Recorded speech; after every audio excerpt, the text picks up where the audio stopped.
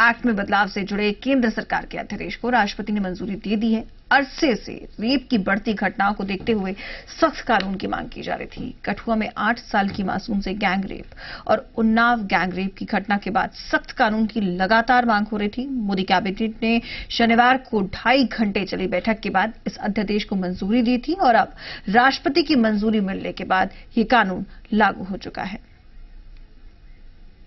अलग अलग तस्वीरें आप देख सकते हैं। आपको बता दें, प्रधानमंत्री नरेंद्र मोदी जैसे ही अपने विदेश दौरे से वापस भारत आए, उसके बाद तुरंत कल कैबिनेट की बैठक हुई और कैबिनेट की बैठक में, क्योंकि लगातार पहले ही ये कहा जा रहा था कि इस अध्यादेश को मंजूरी मिल सकती है, आखिरकार वही हुआ। अध्यादेश को कैबिनेट की मंजूरी मिल गई और उसके बाद राष्ट्रपति की मोहर के बाद, राष्ट्रपति की मंजूरी के बाद अब ये कानून लागू हो चुका है।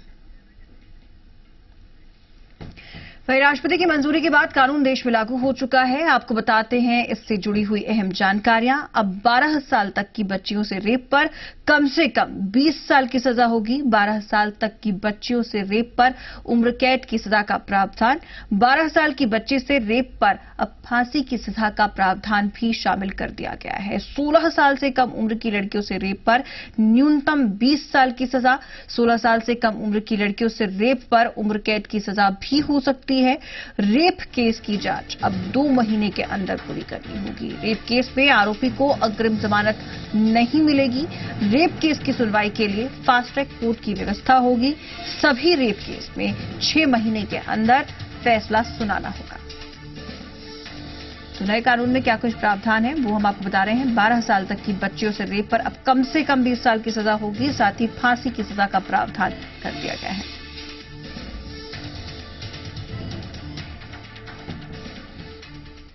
और इस नए कानून का पूरे देश में हर वर्ग स्वागत कर रहा है। कोटा के लोगों का क्या कहना है इस कानून को लेकर, वो आपको दिखाते हैं। कैबिनेट की अहम बैठक हो चुकी है, फैसला इस पर लिया जा चुका है। कोटा की बेटियां हमारे साथ में है। मैं आपसे जानना चाहूंगा कि इस तरह का अध्यादेश, इस तरह का जो फैसला आने वाला है, जो बच्चियों के साथ में जिस तरह की घटनाएं घटती हैं उनको फांसी की सजा, क्या इससे बेटियों को इंसाफ मिलेगा इस तरह के फैसले? हाँ, इस फैसले से जरूर बेटियों को इंसाफ मिलेगा, लेकिन अपन इसको राजनीतिक तल पर ना जोड़ें, ना कि बीजेपी ना कांग्रेस। इसमें जो भी सजा, जो भी कुकृत्य करता है वो एक हीन इंसान नहीं है, वो कहलाने लायक, वो एक दरिंदा है। जो भी करता है इसको आप राजनीतिक दल से ना जोड़ें।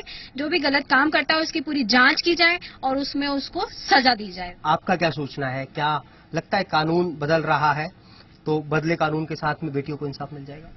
क्योंकि आप भी स्टूडेंट हैं। हाँ, कानून का तो इसमें कुछ भी नहीं है। रेप करने वाले इंसान थे, पहले उनमें इंसानियत आनी चाहिए। उन्हें सोचना चाहिए कि जो कर रहे हैं वो सही है कि नहीं। कानून बदले तो कोई भी आएगा, वो इंसान आएगा। हाँ, पर कानून का ये है कि उन्हें स्ट्रिक्ट एक्शन लेना चाहिए, फांसी दिलवाना चाहिए। उससे भी कुछ अगर हो सकता है उन्हें दर्द पहुंचाने के लिए तो वो करवाना चाहिए। और जहां तक बात रहा लड़कियों का, तो लड़कियों को भी सेल्फ डिफेंसिव होना चाहिए। और सरकार को कुछ ऐसा नियम लाना चाहिए कि कुछ ट्रेनिंग कैंप वगैरह की उन्हें कुछ मिले सेल्फ डिफेंस सीखने को, ताकि वो बच सके इन सब से। सरकार का तो क्या है कि कोई भी आए जाए तो इंसानियत होना चाहिए। तो ये जो बदलाव है, जो बड़ा बदलाव कानून के अंदर लाया जा रहा है, सख्त सजा को सख्त किया जा रहा है, एक बड़ा फैसला लिया जा रहा है, अध्यादेश लाने की तैयारी की जा रही है। कोटा की बेटियों का कहना है कि कहीं ना कहीं ये एक अच्छा कदम है, इसको राजनीति से जोड़ करके ना देखा जाए और इस तरह का जो कुकृत्य करने वाले जो दरिंदे हैं उनके लिए फांसी से कम जो सजा है वो किसी भी तौर पर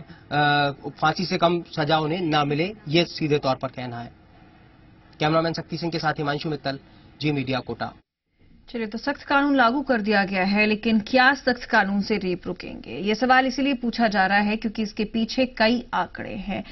आपको कुछ आंकड़े बताते हैं। 2016 में पॉक्सो के तहत 64,138 केस दर्ज हुए। 2016 में सिर्फ 1,869 केस में ही दोषियों को सजा मिल पाई। इनमें से कुल 3% केस में ही अब तक दोषियों को सजा मिली है। पॉक्सो में दर्ज 89% मामलों में अभी भी सुनवाई जारी है। इसलिए सवाल ये उठ रहा है कि क्या सख्त कानून के बाद भी कोई अंतर आ पाएगा? हालांकि इस कानून का हर वर्ग स्वागत जरूर कर रहा है।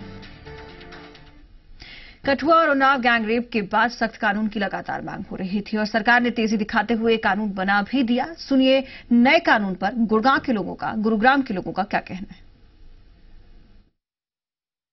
ये वो आदमी होते हैं जो मानसिक तौर पर गिरे हुए होते हैं, जो एक छोटे बच्चे के साथ इस तरह की हरकतें करते हैं, वो बिल्कुल गलत है और ये इस पर फांसी ही एकमात्र सजा जो होनी चाहिए। इसमें कोई गलत चीज नहीं, बढ़िया किया ये। जो समाज में आज अत्याचार बढ़ रहे हैं बच्चों के खिलाफ, उसको देखते हुए इससे बढ़िया फैसला मोदी सरकार का नहीं हो सकता। जैसे ये अपराध बढ़ रहे थे, उसको देखते हुए मोदी सरकार ने तुरंत कार्रवाई की है और हम समझते बढ़िया किया। अगर किसी अपराधी ने ये अपराध किया है तो उसके लिए बिल्कुल ठीक है, क्योंकि हम पेशे से वकील हैं। आगे केस जैसे भी मुकदमा दर्ज होने के बाद ट्रायल चलता है, अगर मुकदमे में ट्रायल में और ऐसा लगता है कि भाई नहीं इस तरह का अपराध उस व्यक्ति ने नहीं किया तो निश्चित रूप से अदालतें हैं वो काम अपना कर रही हैं कि उनको अगर जो रिलीफ मिलना चाहिए वो अदालतें देंगी उस चीज पर रिलीफ।